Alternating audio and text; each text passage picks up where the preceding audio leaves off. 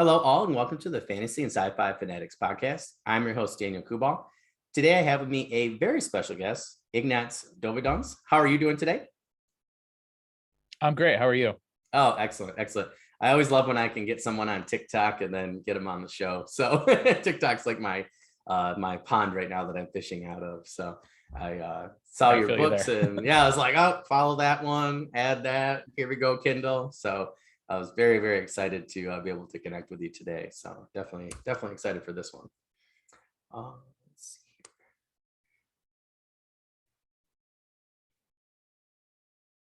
Lagging a little bit. All right. So that first question there, what has your writing journey been like up until this point? So, the writing journey is a really not super straightforward thing, right? It's Yeah. People start everywhere. I'm like trying to think back, like when's the most relevant time, right? Because we could go all the way back to third grade, There you go. when my teacher decided I was like a gifted writer, and it like made me read poetry in front of the whole school, and it was humiliating. That's a formative experience. Yeah. But no, yeah, I guess it's really piecemeal, like the writing of the Moonrise Saga as it is today started when I was in 8th grade. I was a middle Wow. schooler. Yeah. And it was horrible back then. I mean, it was one of the worst. Like occasionally I go back and read that first draft, and it's maybe one of the worst things I've ever read. But Been there. I've written it over and over again. And this was kind of happening as I was going to school. So went to high school, did a lot of writing classes. I was kind of in the English track more than I was in the science track. Okay. I liked them both, but there was like creative writing classes and feminist lit classes and stuff that kind of had me reevaluating my writing. I took short story too. That was fun. But anyway, I ended up going to college for filmmaking. Oh, that's cool. And I kind of like relearned the craft of writing through writing screenplays. So kind of while this is happening, as I'm in high school, as I'm in college, learning to write for the screen, I kept coming back to this book and kept rewriting it and reevaluating it. And it just kind of so happened that it was like, I never really wanted to start a new story. I just wanted to tell this story right.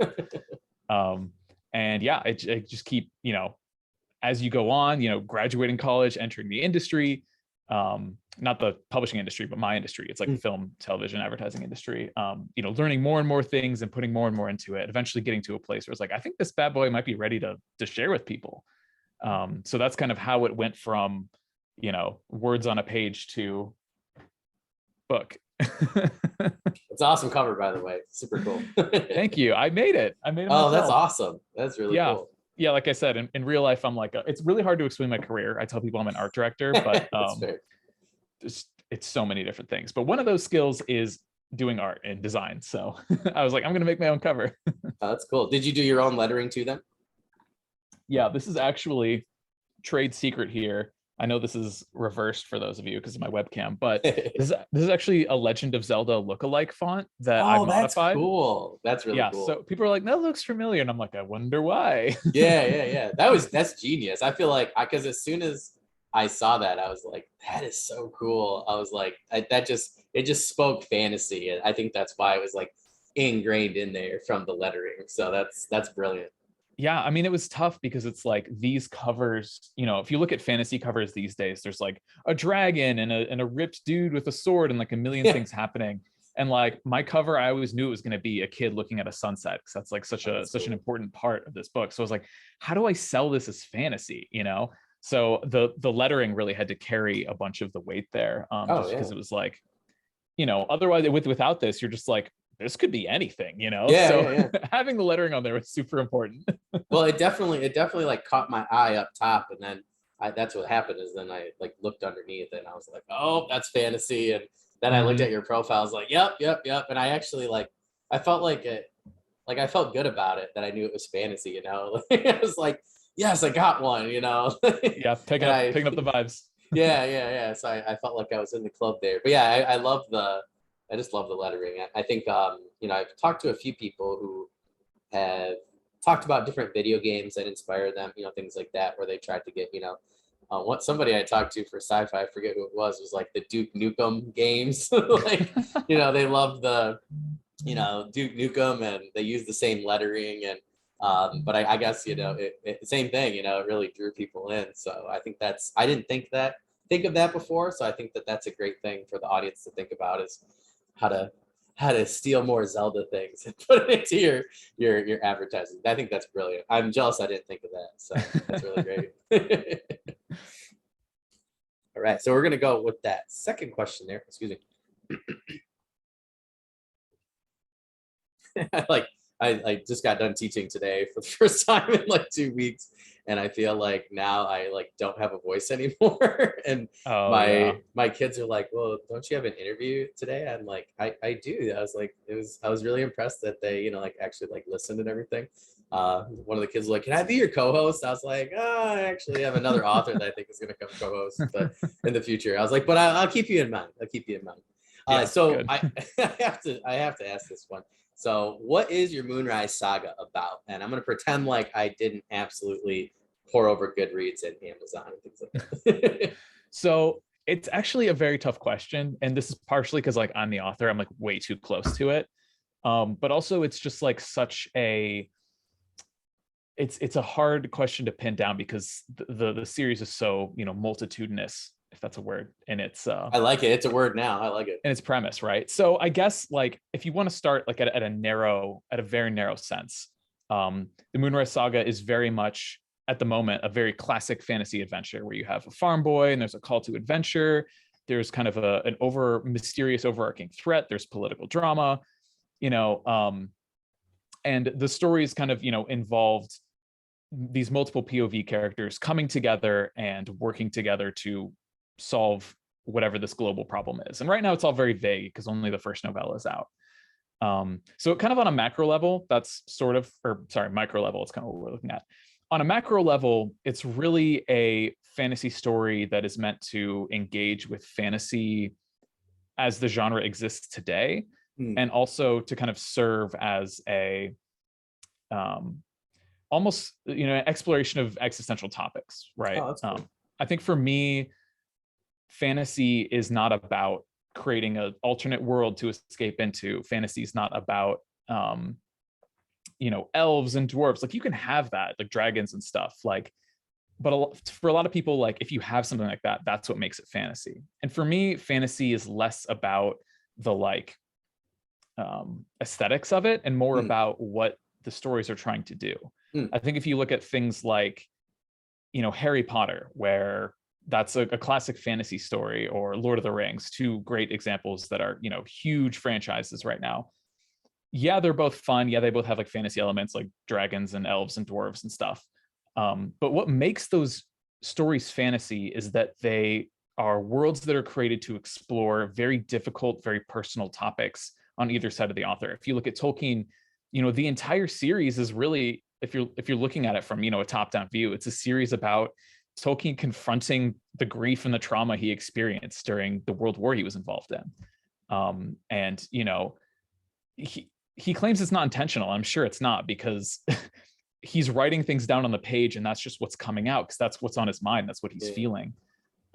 So using these books as a vehicle to explore things like grief and nostalgia and what family means, and it's good things, bad things, confusing things. The series is really designed around following this group of characters' lives, the ups and the downs, in a safe environment that's not going to trick you, that's not going to hurt you, but exploring these tough topics in a way that feels safe and feels a little bit lighter than it would be in real life. So that's the very broad sense of what it is. But in the short term, we're on a fantasy swashbuckling adventure, fighting evil. Well, I like how you mentioned that though, because I think that's why I think my friend and I the other day when I interviewed him, I think we called it real issues, and I think that's why people enjoy Joe Abercrombie so much, is that he has those characters are really dealing with some real crap, you know what I mean? And I think that's where people that are dealing with real crap, they're like, they want to see how somebody handles it in a fantasy setting. So yeah, I totally get what you mean there. I think that it is really fun, and I guess I didn't consider that, but as you said, we're saying that and explaining, I'm like, oh, I guess I do that a lot too, in terms of character development. But I think that's because that's the kind of writing I've been drawn to. That's the kind of, books that I enjoy. I definitely enjoy Tolkien. As a history teacher, I feel like I could feel the, his really that World War One, presence. I felt like was there, and there were a lot of different issues I felt that he did tackle. Maybe not like on purpose, like you said, but that they were still there and the vibes were there. And yeah, but I definitely think that's where you get a better story. Is not necessarily trying to I'm going to just do this to put elves in it or something, but actually trying to go through and make the characters meaningful and make them because people connect with them more, right? I mean, we all have a best friend that we're trying to help, like Samwise and Frodo. So I feel like that's why I don't even hear people talk about the magic system or anything anymore that I think is interesting. People always just talk about the relationships. I think Aragorn is a good example. Like, here you have somebody who could just take the ring and take over the world or whatever, but instead he does the right thing. And I always liked him personally. Like, Punisher's great and all, but I feel like Aragorn's like the original paladin, like, in terms of, and yeah, but yeah, I definitely agree with you. I think that makes total sense. That's really cool. And that, who doesn't love the classic farm boy trope? Right. The classic Luke Skywalker. I mean, there's a reason why it's a trope. There's a reason why it's a classic. So I think if you tell a great story, then, people are going to be like drawn to that, like your cover, and, they'll really enjoy it. Now you said, excuse me, first novella. So are each of your books novellas then? Yes, in spirit. The one I'm writing right now, I'm trying to keep them all around 50,000, a little bit under, a little bit over. Oh, that's a book. So yes, in traditional publishing terms, they like 80,000, and yeah. I'm obviously doing indie publishing. 40, 50 is like technically a novella. It's a teeny tiny book, really. But books 3 and 4, especially as I'm editing them, those have 65, 70,000 word counts. The one I'm working on right now, Moonrise 17, the one I'm currently writing, that's going to be like 80,000. Like, that's going to be a full novel. So I feel like they're going to slowly expand as time goes on, but I'm trying really hard to keep them as bite-size, snack size, as I like to say, as possible.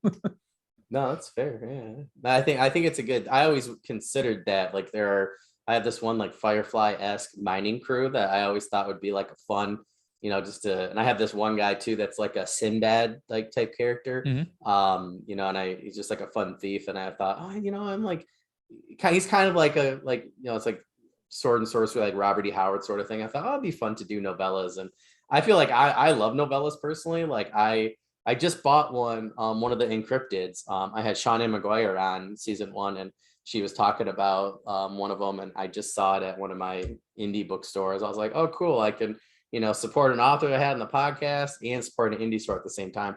So I'm really excited to get to that one. But my wife, she's like, you're just like addicted to novellas. But I've read some of like, I don't know if you've ever read The Ballad of Black Tom, but that's a novella that I read last year, and that just like, it blew my mind. And now I'm always like, I need more now, and I like the episodic things. I feel like, I was raised in a time where episodic, writing, that's just what people did in a lot of mediums. So I feel like, it's still really fun to, just pick up a series of novellas. There was one, Guy Hawley, I believe, was the author, and I forget, I'm totally blanking on the 2 novellas that I read of his, but they were so astounding. It was like a post-apocalyptic world. He had this great character. The world building was fantastic. I don't know if he ever published the 3rd one. I hope he did, but it was, I mean, they were some of the best books I've ever read. And my friend's like, oh, they're novellas. I'm like, they're books. Like, the ideas were, were so big in them. But yeah, I was just curious because I've always, I feel like if somebody did a really cool story that I really liked and did it like episodically, through novellas, I mean, as long as it's good writing, I mean, I would totally buy it. But I'm always just curious about that, because I'm always wondering if anybody's doing that and is being successful at it. But well, I mean, that's the question. I looked up, did some market research, because there was a time when they were always kind of segmented out as novellas, but they were kind of collected in these larger volumes. But, we were looking at like Game of Thrones size books, like Brandon Sanderson size books. And for me, that's like always a very overwhelming experience. So there was a time when we were going to go big, but really it made more sense when we were editing the series to break it down and to feel more episodic. Because I mean, that's just the kind of writer I am. It's as if, you know, you're a camera in the scene. So really, the episodic nature was really kind of from the television format. Which is funny that it kind of worked out that way. But in the end, it's like in publishing, it's like this kind of a weird thing that isn't super normal. So I'm interested to see. I think people will warm up to it after they give it a chance. Yeah, well, I mean, you know, there were, I don't know, I just remember like Lindsay Broker's podcast with Joe Lalo a few years ago. Like I was re-listening to some older episodes, and like there are some people that still are doing the episodic 10,000 word short stories where they're doing one a week, and you know, they write 52 a year. So, you know, they're writing less than a Brandon Sanderson book, you know, and, you know, they're still, you know, I mean, they hit 100K, you know, just from doing 10,000 words a week, you know, and it's always interesting to me that people don't do that. Cause I'm like, I do think that episodic, you know, novellas, I would buy them personally. I know quite a few people that, you know, enjoy novellas, and yeah, I don't know. I think that's an interesting thing to think about. But I'm trying it like with my urban fantasy. I'm like, instead of giving it away for free, I was like, I got this Monster Hunter, and it's like a recon marine. I'm like, I just want to see before, you know, publishing book one. First of all, it's helping me write book one and finish up. But I was like, I just want to see, you know, if people like 3 episodic novels, you know, novellas before the main book. And then if they don't do well, I can give them away for free or whatever before book one. But yeah, I'm always so curious. So I was like, oh, I'm going to ask him because this is the perfect person to ask. Yeah, that's awesome. All right. Well, we'll go over that third question. So how did you come up with this idea? So you got this farm boy, right? So where did it all start for you in terms of Moonrise Saga? That's a great question. I feel like that first draft I was telling you about when I was, you know, a middle schooler was very much, I was just writing a generic fantasy story. It was hilarious. Like that's when I say it's hilariously bad, it like wasn't just like the prose of a middle schooler. It was like I was basically writing Star Wars and Lord of the Rings, just cool. Like verbatim. That's awesome. Yeah, and it was clear. It's like, oh, that character I stole from this anime I was watching. That character I stole from a book I was reading, and I was like, it's just like a bunch of plagiarized stuff thrown together. So at the like, you know, on the surface, it was very much like, oh, I was just like writing what I knew, which was nothing. But I guess the reason why I kept revisiting it was because there was, you know, something underneath. Like, why was, you know, how old was I? 13, 14? How old was adolescent me? Like, why did he have so much motivation to write this story? And it was because really at the end of the day, the way the story was formatted was the characters were facing challenges that I was facing in real life, or challenges my friends were facing, or challenges my family were facing. And once I kind of understood that, I was like, oh, like I can get rid of all of the stuff that's contrived or stuff that's blatantly stolen from other things and rewrite this in a way that honors that original idea. Because, you know, at the time I guess I didn't realize it at the time, but the writing for me was more like therapy than it was like writing. You know, I wasn't sharing it with anyone. But being able to take those ideas and take those thoughts and those musings and turn them into something original was kind of the task at hand. So, you know, there's no coincidence that the generic Luke Skywalker, Frodo Baggins, farm boy, whatever, rural country person that you see in so many stories is what you see in this book. And it's because that's kind of who I was at the time, right? I was the weird kid running around looking at sunsets, not having no idea what I was going to do with my life, and like not even knowing if I was ever going to leave my small town, you know. But that's a story that so many people, not just in America, but across the world experience. And that's why that trope is so prevalent. So I was like, okay, I realize this is a trope, but we got to keep it in because that's part of the story, you know? And obviously, you know, as the story goes on, that trope kind of wiggles and changes. And there's a lot of commentary on the chosen one trope, which, you know, will be revealed in future books. But that's kind of like the idea was really born from just like every classic fantasy story I've ever heard regurgitated. And then I'm like, wait a minute, there's something else to this. And then kind of restructuring it there and rebuilding it to be something new and original. Oh, that's super cool. I definitely understand that. I think we can all understand the small town vibes where you're just like, oh, I want to get out of here and do something. Like I meant for something more, like that whole theme. I think you're totally right. I think that's why so many people keep going back to it over and over and over again. Yeah. Yeah, 100%. I teach a filmmaking class at my local Oh, that's college. awesome. I went back to the college that I went to teach some classes there, and something my students is that when part of media talking about Star Wars and we're talking about sorry, the binary sunset scene, right? It's this iconic Oh, scene. And I asked the question to all my students, like, look at this scene. This is when the music of this movie is the loudest. We linger on this moment of this kid looking out into the sunset. Like the movie is saying this matters a lot, and a lot of the students are like, I never really thought about that before, because they'd always just kind of written off Star Wars as a, just a fun fantasy adventure that doesn't really have any stakes or meaning, right? Yeah. And it's like, they are showing you right at the beginning the emotional core of this entire story. The kid looking at the sunset, dreaming of what his life could be and wishing he could be everything that he thinks he can be. It's a super like profound, sad feeling. The music does an incredible job reflecting that. oh And a lot yeah. of people are just like, oh, that was a cool scene, not realizing the filmmaker is like trying to tell you something. So it's like that moment is like literally, I mean, does this not have binary sunset Oh vibes? I yeah, for mean, sure. like that feeling is something that is directly transplanted from Star Wars and dropped into this novella. So sorry, that was a tangent there, but this is No, always something it's I'm like super cool. No, I definitely understand that. That scene always hit me really hard. My friend would fast forward, and I'm like, "What are you doing?" And I'm like, "Stop! Stop what you're doing." I'm like, just stop. Like, I don't know what you're doing. Just stop. But yeah, well, that's like, I feel like he just George did such a great job opening the movie, with the battle and Darth Vader coming in and just, I mean, Darth Vader, my friend made a good point. He goes, Darth Vader doesn't even do anything in that movie, like, but he's a Bamf villain right off the bat. And I'm like, right. yeah, that's so true, and he's like, even in Empire Strikes Back, he's like, he does a couple of things and he goes, he just adds, he goes, but I've never seen a tougher villain do less in the first movie in my entire life. And or book. And I was like, oh my gosh, like it bugged me after that. I was like, yeah. So I would always study it. I'm like, how did he do this? I'm like, one obviously was the look, the voice, but I definitely feel that opening scene, it really showed the tyranny, the tyranny of the Empire, and really just showed, who Darth Vader was at that point. So yeah, I think there's so many great writing points. I watched A New Hope. I love Empire Strikes Back. Empire Strikes Back is my favorite movie of all time. I just love, I don't know. I just love so many things about it.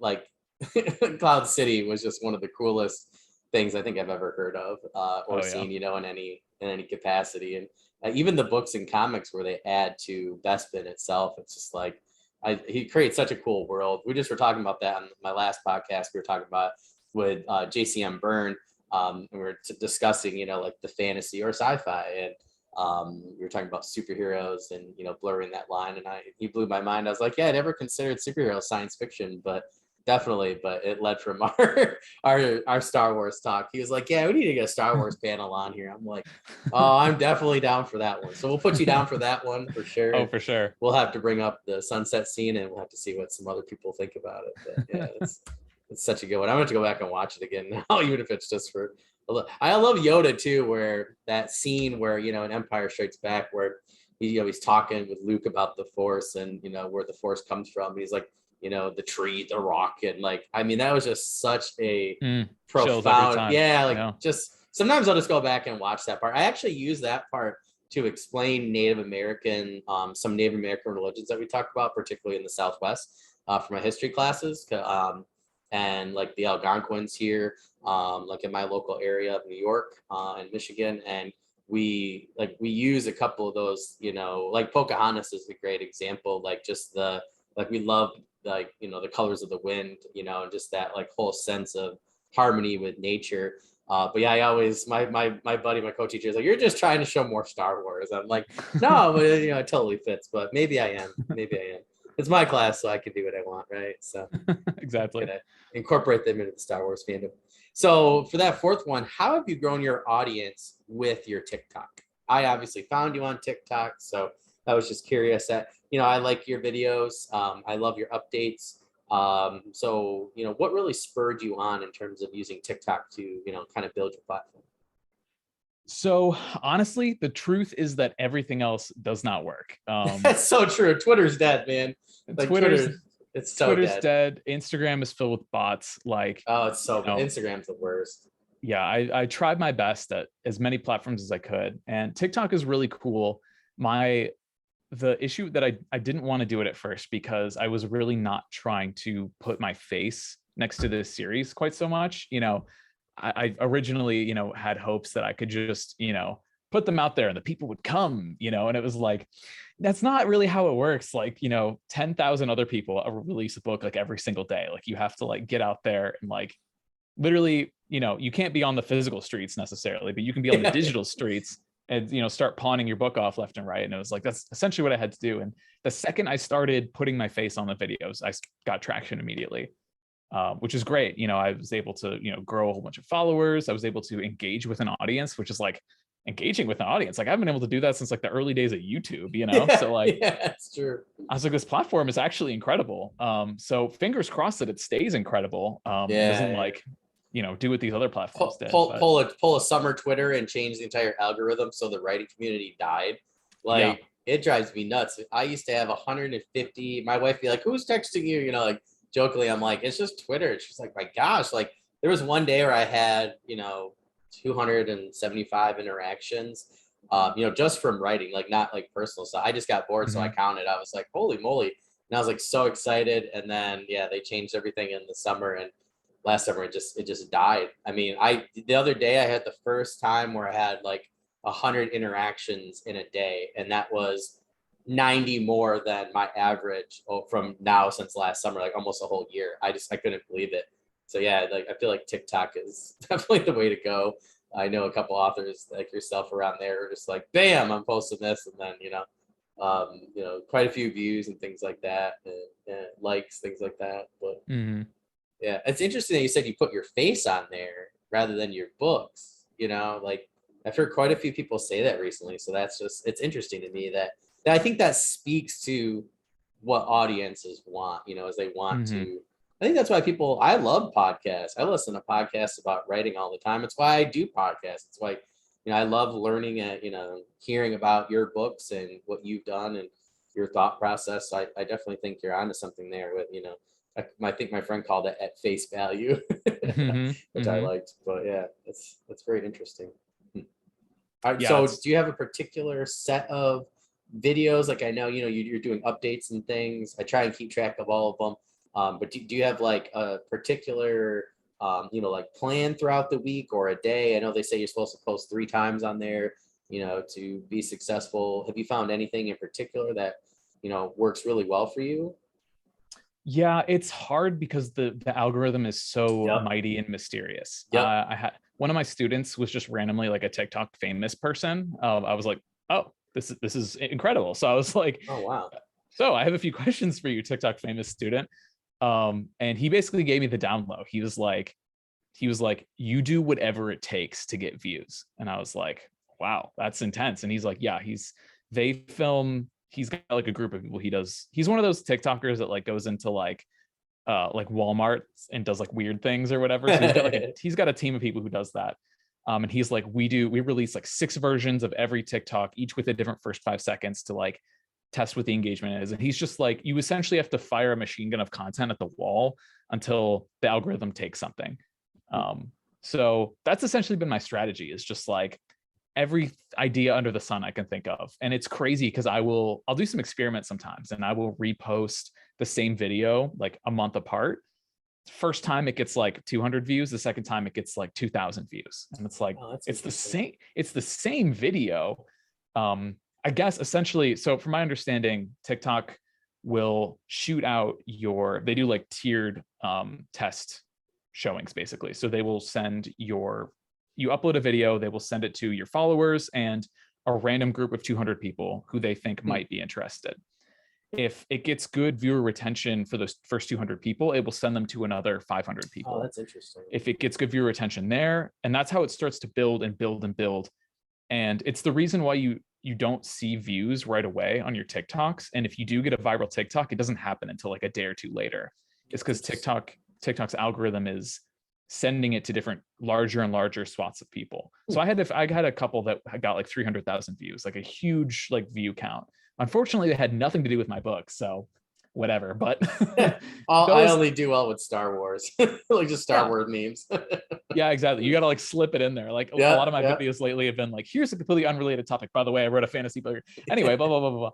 You got to do what you can. But like the big, like 300,000 big viral ones that I've had, those haven't gone viral until literally like a week after they came out. So that's interesting. A lot of times it's just like waiting and seeing. I've found that it takes a full 24 hours before it goes to like a pretty big audience to get past like the 500 range. But you know, I'm still testing. The algorithm is constantly changing. Like they literally tweak it week by week. So I'm just throwing a bunch of content at the wall, and some stuff is sticking, most of it's not. Amen to that. Yeah, amen to that. I just had an author that I feel like I talked her off a ledge, so to speak, from quitting, being an author. I was like, she had great books. I was looking at her content. I was looking at her blurbs. I was like, hey, I want to have you on my podcast. I was like, it looks to me like you're doing everything right. I was like, let's create content together and see if something sticks for you. I'm like, I definitely don't want her to quit.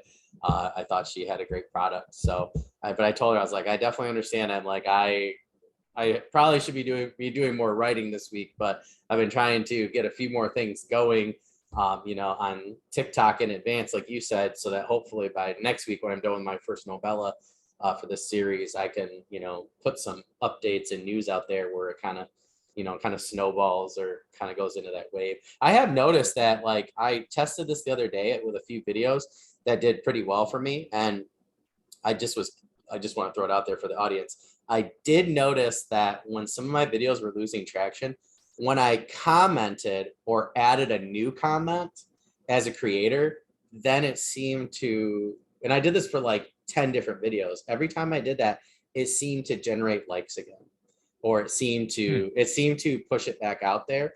I haven't solidly proved it yet, but it seemed to help. Like I had stuff kind of settle, and I did that. Like I had a Luke Skywalker one about his lightsaber and his kyber crystal. I went and I was like, I'm just going to try this. So I kept responding to people. Well, then I added a whole nother link where you could find it. And then it definitely seemed to push it back out there. I think I'm up to like 18,000 views now for that one. So it definitely seemed to, when it was stalling out at like 7,000, it seemed to really push it past. So I don't know. It could just been waiting on the wave, but I don't know. It's just something to try. You just never know, right? Maybe we'll get to 1 million with somebody, who tries it. But yeah, you never know.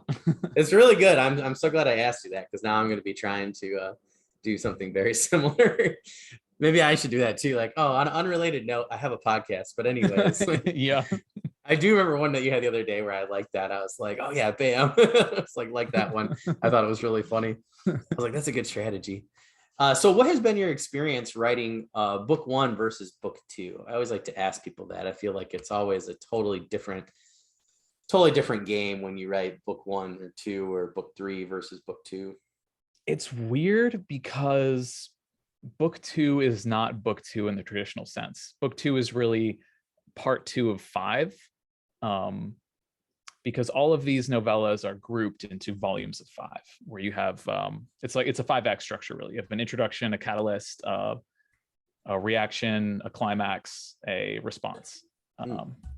Those aren't official terms. That's just what a 5 act movie occasionally uses as a once again, me drawing from film and TV to format these books. So the second one, they're official now. We just made them that way. Yeah, there you go. I can't even remember what I just said. We'll play it back. It's all right.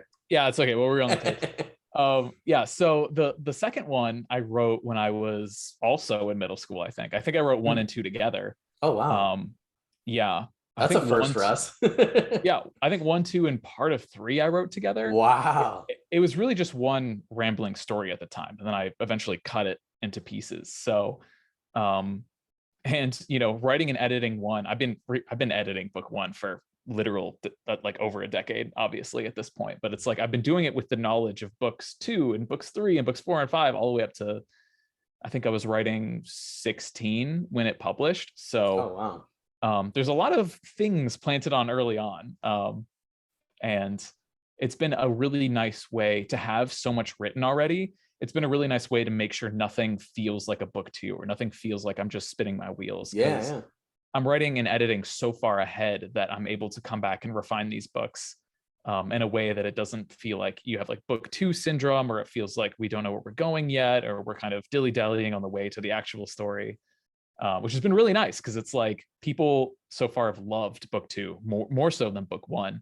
I think just because it's so focused and it's so in love with the story that it's telling on its own merits, rather than trying to get you from book 1 to anywhere else. If Yeah, that makes yeah, yeah. sense. No, it totally does. I think that's where, I do think that's where, again, like Empire Strikes Back, like it delineates, because there was stuff that happened in between, and instead of like George trying to pick immediately up after that, it's like you're really like, you know, you're like a year and a half, 2 years later almost, you know, and all these adventures that happen, and he just kind of picks up the characters from there. I think that's why it was so much more successful, rather than having to push the characters, because a lot of people do that, right, with book 2, or a movie with, you know, second movie, just trying to get the characters from point A, you know, movie 1 to, you know, the third one, and that's why everybody liked 1 and 3 more. But I think that one in particular, it was so much better because it didn't do that. I also think that's why, me personally, like the Hobbit Desolation of Smog was so good, is that even though they were traveling and doing things, there was so much that happened to them that felt like it was just its own, it felt episodic, you know, it just felt like we're here, this is what's happening, this is what we're dealing with, and we still have to go to this place. But it wasn't necessarily like they were focused on what was happening there, I felt like, rather than having to necessarily, you know, go to this place and do this thing. It was still in there, but it wasn't necessarily like the main focus. At least that's not how I felt. But yeah, I definitely understand that. I think that makes total sense. It's a really good way to write a second book too. Yeah, I definitely lucked out there. Yeah, call it the George method. Yeah, I like Patent that. pending. Patent pending. So what is one lesson that you have learned in your writing that you wish you could go back and tell your past author self? That's a great question. Honestly, I think it would be to not worry so much if it's good or bad, or if it makes That's a sense or good one. doesn't make sense. Because I think you can focus really hard on writing a very solid plot and ending up with a very empty story. But if you start writing with what is in your heart, what's on your mind, and it doesn't have to make sense, because like the logic stuff can come later, right? But if you can get the feelings down on the page, if you can get a series of really good heartfelt moments down on the page, you can make it work later, right? You're going to come back to it. You're going to do, you know, literally book 1. I think this is draft. Well, it's not draft anymore. It's out, but this is like the 13th iteration, you know, because it was like certain moments didn't make sense. It was a collection of emotional beats that weren't really connected by a plot that made any sense. And it's like, you could tell I was trying to make it make sense before, but like and the first 5 novellas do a pretty good job at like this emotional thing. When I started writing volume 2, which is novellas 6 through 10, that I was trying to write it like a writer. I was like, oh, we're going to start with the plot. We're going to make sure it makes sense. And I got to the third book in that sequence, or sorry, third book in that volume. So 6, 7, 8, 9. I got to 9 and I was like, this makes sense, but it's not, I'm not feeling it. You know, I'm not putting enough of myself into this. And it kind of felt empty. So I started over basically, kept some of the beats in there, but I really had to like go back, and it was a headache. So I was like, what is the emotional core of this book? What is the emotional core of this volume of novellas? And that was hard. That was way harder than if I had just like written what I was feeling at the time and then going back and making the plot work, you know? Yeah. It saved me a lot of trouble writing the third volume and now starting on the fourth volume of novellas to, you know, start with that in mind. And having learned that lesson, it's just been so much easier, and the words just flow onto the page, and, you know, I can get through an entire novella in under a year, you know? Yeah. So that's the biggest piece of advice I wish I could have given myself. It would have saved me a lot of time. Yeah. I think that's a good one. So make sure everybody that's listening in the audience, now that you've written all of your books very quickly, make sure that he gets, a cut of the profits for, being the Tony Robbins of the indie author world. No, I think it makes total sense. I noticed the same thing with my like my own fantasy world. Like my book one, I got this like thief thing going on with these two guys, like, and I was like, oh, I know this. It was a novella at first. I was like, oh, I got this and that, and it was just so all over the place. Then I tried to do certain things, and I was not having success with draft two, and now I'm having success with draft two because not doing those things. I'm just like, okay. And I've actually started to chunk a little bit too, and be like, okay, I just want to fix a little bit at a time, and then start to. I felt like I was doing too much, so now I try to do just a little bit less in terms of that. I think it makes total sense and is absolutely great advice. Your past self is probably going to thank you when you go back in time and help them out now. So you've talked a little bit about this, but how many books do you plan in the Moonrise Saga, and how did you come up with this number? There will be 45 novellas in the Moonrise Saga. Now, that seems intimidating. It is intimidating. I'm almost halfway through writing that now. I say this with the understanding that this endeavor, finishing the saga, is going to be like an entire life sort of thing. Just at my current writing pace, the current release pace, and this is all assuming that I don't get some crazy check from some publisher to like hurry up and finish it. I could definitely go faster. Yeah, I could definitely go faster if this is my full-time job and I had a budget to, send this out to a million editors, to everybody listening, we're taking offers right now. So. Yeah, I'm just saying, offers open. You've got my contact info in the description. I do. Yeah, we do actually. Yeah, feel free to send it to anybody in the in the world. Actually, everything. Yeah, exactly. You want it faster? So, yeah, we can pump the gas on that. But yeah, so there's 45. There's a lot of this is there's a lot of symmetry in the structure. So as I've been saying before, there's 5 novellas. Each of those, that group of 5 is in a volume. So you can kind of think of a volume as like your big old Brandon Sanderson tome, right? You got 5, it's really one volume with 5 acts, but they're kind of, 5 individual novellas.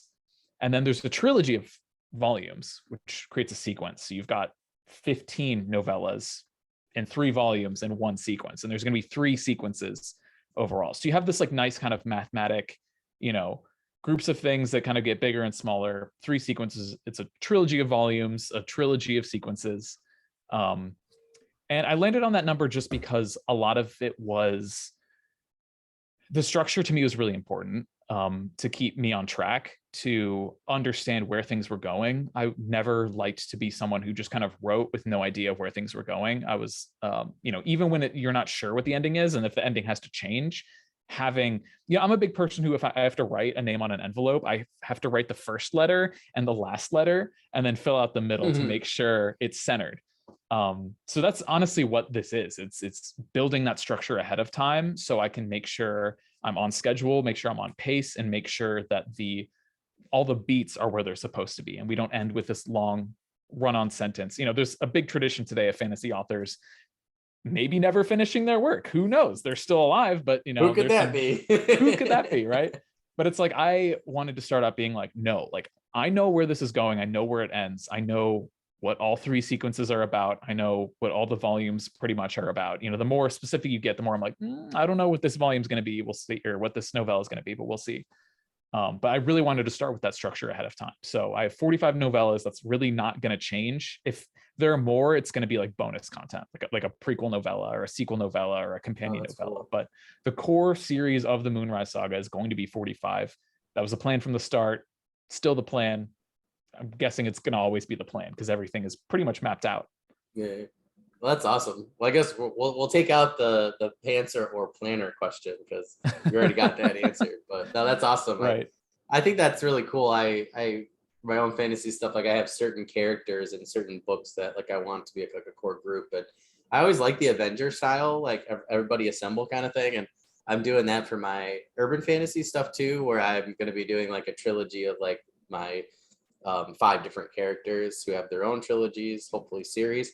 But yeah, like I like that. I think that is, I love the Forgotten Realms. I felt like there were just so many overarching themes, and there were different people that wrote different things together. So I love those big. Some people are like, oh, 45 novellas. I'm like, bring it. I'm like, that's like my kind of thing. Like in the same world, same type of characters, doing the same, same things, going over different themes. Dragonlance was another big one for me.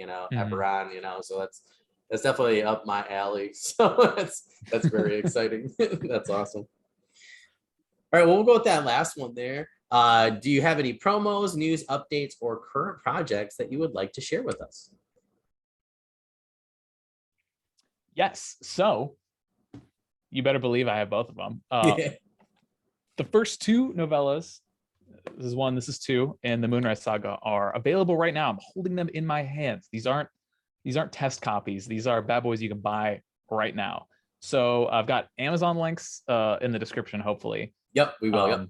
Yeah, we'll drop those down there. Right now, they're only available on Amazon just because I'm an indie author, and it's the name of the game right now. Maybe someday, hopefully someday, these will be on shelves somewhere. But right now, you can grab these on Amazon. Ebook, audiobook is coming. I can't say a date yet, but these are coming out every 8 months. So this one just came out in the end of June. So the next one's due out the end of February. Another one at the end of October, 2023. So these are going to come rapid fire. So keep your eyes open. TikTok, obviously, if that's where you want to follow me, that's where I'm the most active right now. You can follow me on Instagram. I do post some news there, but it's not good content. Let's be honest. Yeah. So TikTok's the way to go. Look at me on Amazon.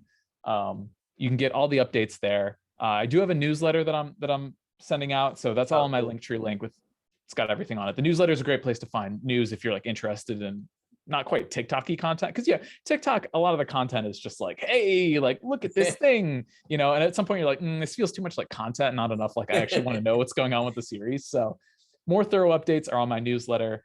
Once again, both books are available right now. They are, this one is every chapter is illustrated. So if you like pictures, all the art done by me, all the chapter headings done by me. Oh, that's cool. Yeah, we have illustrations in every single book. So if you like some pictures with your novella, go for it. Moonrise is a snack size fantasy adventure. I like to tell people novellas each are around 200, 250 pages. So they're super fun, super fast to get through. And if you made it this far, I already know you're probably going to check it out. So thank you for doing that. That's fair. Now, I have this question. I just have a feeling that other people will as well. And you have talked about, your different background. Obviously, your product looks great and you did it yourself. Now, would you consider, giving some of your services to people for moolah, for book covers, and things like that? I was just curious. That is a great question. So I've had some author friends reach out to me, and the unfortunate reality is that book cover artists operate on very shoestring budgets. Yeah. So I work full time doing art, and like if I had hired someone to do this cover, it would have been way out of my budget. Because essentially the rates that I'm working for now, the projects I'm working on now are just like huge compared to what a book is super shoestring. So unfortunately, I'm not taking commissions at the time, but maybe someday, if I get out of the advertising TV world, I mean, it's so much fun to work on books in print. It's been like a new passion of mine ever since I started picking it up. And, it's a completely different ballgame to digital. So it's been super fun. So maybe keep your eyes out on the horizon. If the right client comes. That's fair. So you got to sign up for his newsletter, and then you can hear about that future possibility maybe, but you guys sign up for the newsletter. So yeah, exactly. Thanks for the plug. Yeah, I got you anytime, my friend. So make sure check out the links in the description. Per always, we always put all of our authors there. So make sure you guys are doing that. Obviously, we want you guys to do that right away. That way you can see, great books like Moonrise Saga, check out great authors, and, maybe review some too, reviews. We keep trying to stress that reviews are the best way to help an author, not just buying the book and letting it sit on the shelf. So, as soon as you pick one of them up, please just make sure you're reviewing, and feel free to tag me or, any of my sites in the review, and, we'll make sure we share with everybody. That way we can help everybody out. So please, audience, do that. All right, my friend. Well, it was so great talking to you. I look forward to, checking out more of your, TikTok feeds and things like that. And yeah, I look forward to, getting book one read here really soon. I'll be doing some book reviews and things like that on TikTok as well as the channel. So we're unveiling those here in the fall. So trying to get your first novella down. Definitely. I just keep getting drawn to the cover and just the lettering in particular. So it's calling to me, much like the sea to Odysseus. So, but I hope you have a great rest of the evening, and I'll be emailing you obviously, and good luck with everything that you're doing. Oh, sorry, cut out at me. Sorry about cut out for a that. second. Zoom's like, yeah, so no. close. Zoom's like, no, you're done. You're done. But I'll cut that out. But you have a good rest of the night, and I hope to talk to you in the future, my friend. Cool. Thank you so much for having me on. Not It's a been a problem. really great experience. Excellent. Excellent. Anytime you want to come back, you just let me know. All right. I will. Perfect. Have a good one. Thank you.